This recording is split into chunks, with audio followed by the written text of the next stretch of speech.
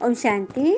आज प्यारे मीठे भगवान की मुरली मंथन की डेट है 19 फरवरी 2022।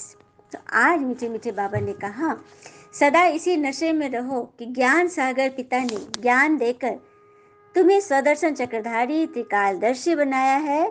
तुम हो ब्रह्मावंशी ब्राह्मण। तो क्या कहा बाबा ने, हमें किस नशे में रहना है कि हम ज्ञान सागर भगवान से ज्ञान लेकर स्वदर्शन चक्रधारी बने हैं। त्रिकालदर्शी अर्थात तीनों कालों का हमें ज्ञान दे दिया बाबा ने, आदि मध्य अंत का ज्ञान। हम है ब्रह्मा वंशी ब्राह्मण, ब्रह्मा मुख से ब्रह्मा मुख वंशावली ब्राह्मण। भगवान हमें जाति का नहीं, कर्म से ब्राह्मण बना रहे हैं, शुद्ध बना रहे हैं। प्रश्न, तुम बच्चे ब्राह्मण बनते ही पद्मा पदन भाग्यशाली बन जाते हो, कैसे? उत्तर, ब्राह्मण बनना अर्थात सेकंड में जीवन मुक्ति प्राप्त करना। पिता का बच्चा बना और वर्षे का अधिकारी मिला। जैसे कोई बच्चा किसी घर में जन्म लेता है तो जन्म लेते ही लोग बाग क्या कहते हैं, देखो वारिस आया है, इस घर का वारिस आ गया। तो पिता के वर्षे का अधिकारी जन्म लेते ही हो गया। उसी तरह से यहाँ जन्म लेना मतलब भगवान को पहचानना, उनको जानना, उनमें निश्चय करना और उनके ज्ञान में चलना ही उनका बच्चा बनना है। जैसे हम बच्चा बनते हैं ना, तो सेकंड में हम पद्मा पदम भाग्यशाली बन जाते हैं, क्योंकि भगवान ने हमें अडॉप्ट किया। कितनी बड़ी बात है ना। भगवान कह रहे आगे तो जीवन मुक्ति तुम्हारा हक है, इसीलिए तो पद्मा पदम भाग्यशाली हो। अब जीवन मुक्ति क्या है? जीवन रहते मुक्ति। किन चीजों से मुक्ति?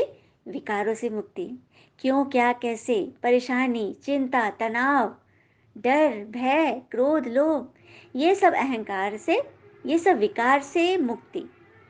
देखो बातें तो आएंगी, विघ्न आएंगे, क्योंकि हमारा पिछले का बोया हुआ बहुत सारा बीज है जो फल रूप में सामने आएगा, लेकिन हम उससे अछूते रहेंगे। एक सेकंड में हम प्रॉब्लम आएगा, उसको देखेंगे, कारण आ गया, उसको स्वीकार करेंगे और फिर उसके सॉल्यूशन पर फोकस। तो मेरा मन फंसने से बच गया ना, बच गया ना। हम तो फिर चिंतन की ओर बढ़ गए, चिंता को हमने चिंतन की ओर बढ़ा दिया। तो बन गए ना पद्म पद्म भाग्यशाली, अपने मन के राजा। बाकी इस मृत्यु लोक में तो कोई सौभाग्यशाली भी नहीं है, अकाले मृत्यु होता है ना। तुम बच्चे अभी काल पर जीत पाते हो। देखो बाबा ने ये भी हमें वरदान दे दिया, हम बच्चे काल पर जीत पाते हैं। बाबा ने ये भी बोला है कि तुम बच्चे जो ज्ञान में चल रहे हो, ज्ञान अमृत जो रोज पी रहे हो, तो तुम्हें अमर भव का वरदान मिला है। मतलब तुम्हारी अकाले मृत्यु नहीं हो सकती। हाँ, जिस प्रकार से मृत्यु है जो नॉर्मल नेचुरल वो होगी, लेकिन अकाले मृत्यु नहीं, है ना बड़ी बात। तो ये सब ज्ञान हमें भगवान स्वयं दे रहे हैं, तो हम बन जाते हैं त्रिकालदर्शी। शिव बाबा हमें 21 जन्मों के लिए माला माल कर रहे हैं। अच्छा, बाबा को नमस्ते। धारणा के लिए मुख्य सार, पहले पॉइंट, इस पुरानी दुनिया को बुद्धि से भूल, बुद्धि से भूल बेहद का, बेहद की हमें एकदम पूर्ण रूप से उसका स्वामी बनना है। देह अभिमान के भूत को निकाल देना है। देह अभिमान अर्थात, देखो अभिमान तो हम सब समझते हैं, किसी को अपने रूप का अभिमान, गुण का अभिमान, हाँ, विशेषताओं का अभिमान, भाषण देने का, चरित्र का, मतलब किसी न किसी रूप का अभिमान हो सकता है। लेकिन यहाँ पे भगवान जिस अभिमान की बात कर रहे वो है सूक्ष्म अभिमान। किसी ने कुछ बात बोली, उस बात के हम फीलिंग में आ गए, दर्द में आ गए, ये भी अभिमान है। क्योंकि हमने मुख से तो नहीं बोला, लेकिन मन से बराबर बोल रहे हैं। बराबर क्यों, क्या कर रहे हैं? तो किसी भी बात का अभिमान नहीं करना है, अपने गुण का भी नहीं और झूठा दिखावा नहीं, जो इस कौवे ने किया था। चलिए एक कथा सुनते हैं।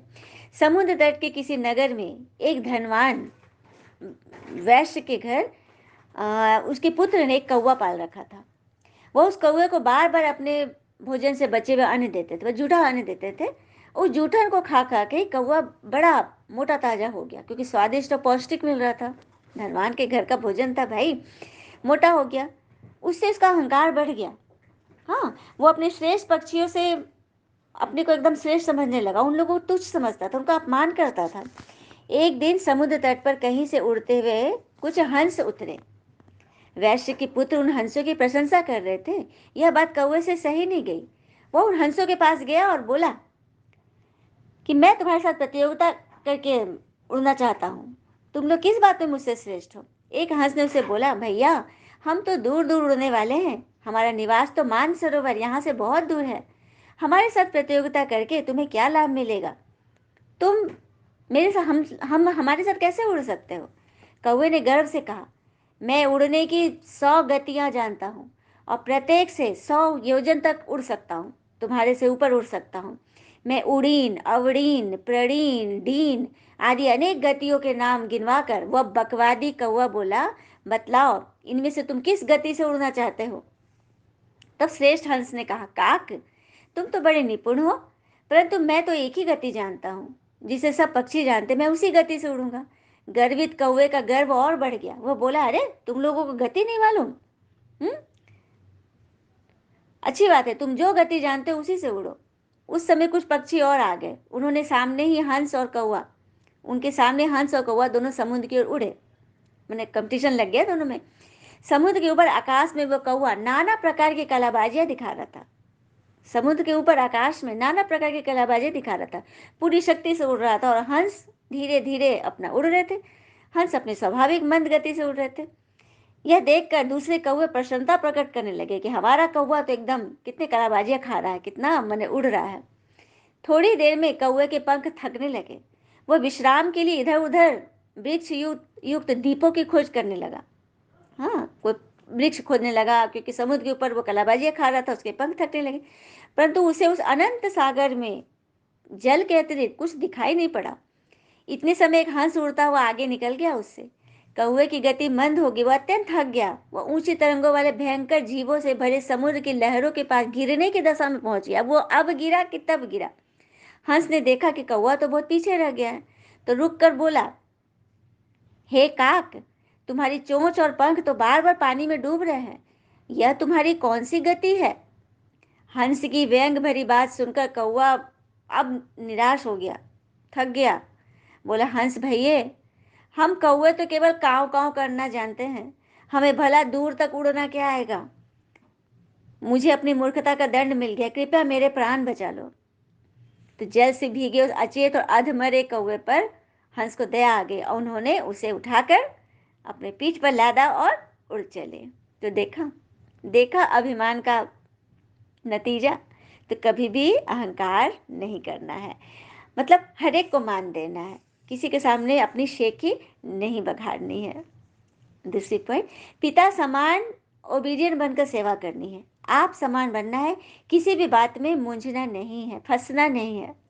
वरदान है, परमात्म प्यार के आधार पर दुख की दुनिया को भूलने वाले सुख शांति संपन्न भव। परमात्म प्यार के आधार पर दुख की दुनिया को भूलने वाले सुख शांति संपन्न बनो। तो परमात्म प्यार ऐसा सुखदाई है, जो उसमें यदि खो जाओ तो वह दुख की दुनिया भूल जाएगी, क्योंकि ईश्वरीय याद में वो शक्ति है। आपको हर तरह का उसमें सोल्यूशन मिलेगा, प्रेम मिलेगा, स्वीकार्यता मिलेगी। तो दुख की दुनिया से आप उपरम हो जाओगे। दुख रहेगा, लोगों को लगेगा कि आपके पास दुख है, लेकिन आप उससे ऊपर। इस जीवन में जो चाहिए वो सर्व कामनाएं पूर्ण कर देना, यही तो परमात्म प्यार की निशानी है।